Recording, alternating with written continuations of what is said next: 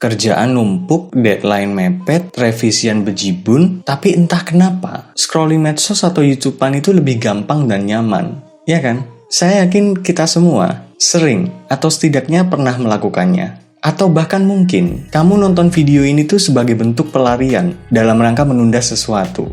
Ya enggak? Penundaan atau prokrastinasi itu udah bukan hal yang aneh lah. Apalagi di negara kita yang tercinta ini. Udah semacam kayak tradisi yang membudaya, yang turun-temurun dan mendarah daging. Tapi kamu penasaran gak sih? Kenapa kita punya kebiasaan menunda? Bahkan untuk hal yang jelas-jelas penting. Penundaan itu sering disalahartikan sebagai bentuk kemalasan. Padahal faktanya, penundaan bukan sekedar malas bergerak, tapi bentuk respons emosional kita terhadap stres. Ketika kita menghadapi tugas yang sulit atau penuh tekanan, otak kita, khususnya amigdala, which is pusat pemrosesan emosi, menganggapnya sebagai ancaman.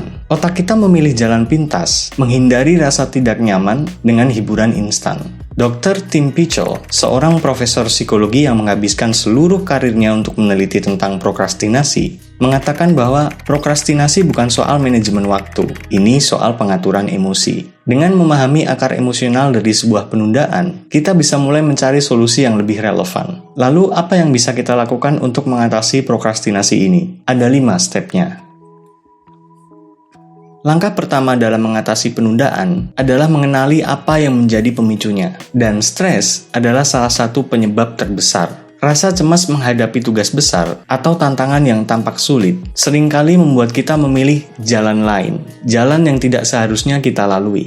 Sebuah studi dari Journal of Behavioral Decision Making menunjukkan bahwa ketika seseorang menghadapi tugas yang terlalu besar atau kompleks, mereka lebih cenderung mencari aktivitas lain yang memberikan kepuasan instan. Otak kita bekerja keras untuk menghindari rasa takut gagal atau bahkan tekanan dari ekspektasi. Tipsnya, coba deh tanya ke dirimu sendiri. Apakah aku takut gagal? Apakah aku merasa tidak cukup mampu? Atau adakah ekspektasi yang membebani? Hanya dengan menyadari apa yang membuatmu stres, kamu bisa mulai menghadapinya. Di mana-mana yang paling berat itu emang memulai ya, karena ya kerja otak kita tadi. Tapi tahu nggak, ada salah satu teknik bernama 5-second rule buat ngakalin otak kita. Emang kedengarannya absurd ya, ngakalin sebuah tempat di mana akal itu muncul. But it's worth to try. Teknik ini diperkenalkan oleh Mel Robbins, motivator sekaligus penulis buku-buku bestseller di New York. Caranya sederhana, hitung mundur dari 5 sampai 1. Contoh, 5, 4, 3, 2, 1. Lalu langsung bertindak sebelum otakmu sempat mencari alasan untuk menunda.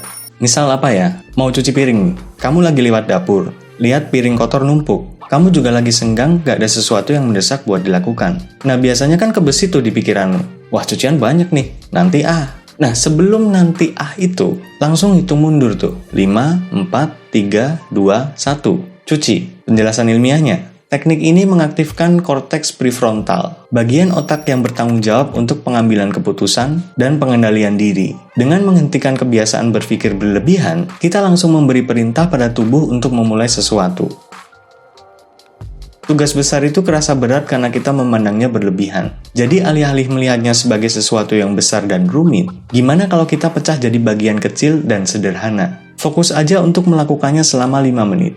5 menit aja. Misal kamu pengen diet dan mutusin buat kardio sejam tiap hari. Nah, pas muncul rasa males atau mau nunda itu, bilangin ke otakmu, oke tak, nggak apa-apa kalau mau males. Tapi paling nggak dapat 5 menit deh, nggak usah sejam deh. Nah, dari memulai dengan 5 menit tadi, besar kemungkinan kamu akan melanjutkannya tanpa sadar. Hambatan terbesar dalam menyelesaikan pekerjaan adalah langkah pertama, alias memulai. Setelah kita berhasil memulai, otak cenderung terus melanjutkan pekerjaan tersebut. Itu sebabnya, memulai hal-hal dari sesuatu yang kecil bisa menciptakan momentum yang besar.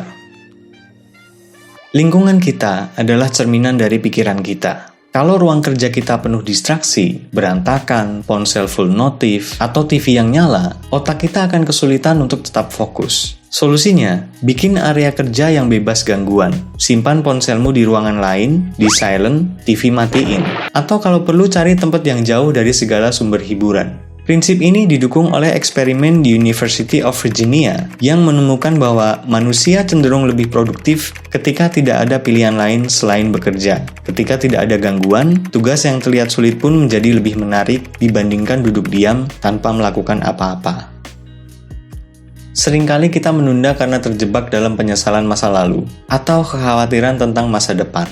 Mindfulness atau kesadaran penuh adalah cara untuk memusatkan perhatian pada momen sekarang. Penelitian menunjukkan bahwa mindfulness dapat mengurangi kecemasan dan meningkatkan fokus. Dengan melatih kesadaran, kita belajar untuk menghadapi tugas tanpa terbebani oleh pikiran yang gak relevan. Saya nggak akan bahas gimana caranya ngelatih mindfulness, karena udah pernah saya bikinin videonya. Tapi terakhir saran dari saya, jangan bikin alasan buat diri sendiri dengan mengatakan, nanti deh, gue lagi nunggu inspirasi. That's a little piece of bullshit. Tapi, mulailah dari membentuk kebiasaan. Buat kamu yang ngerasa punya habit prokrastinasi, jangan berkecil hati dulu. Karena penundaan adalah kebiasaan yang bisa diubah. Dengan memahami akar emosionalnya, mengubah cara kita merespons terhadap stres, dan menciptakan step-step kecil yang konsisten, kita bisa melatih diri untuk lebih produktif. Ingat ya, kunci dari keberhasilan adalah keberanian untuk memulai. Perjalanan 1000 mil dimulai dengan satu langkah kecil. Tidak akan pernah datang jika kamu menunggu momen sempurna untuk memulai. Karena momen sempurna itu dibuat, diciptakan,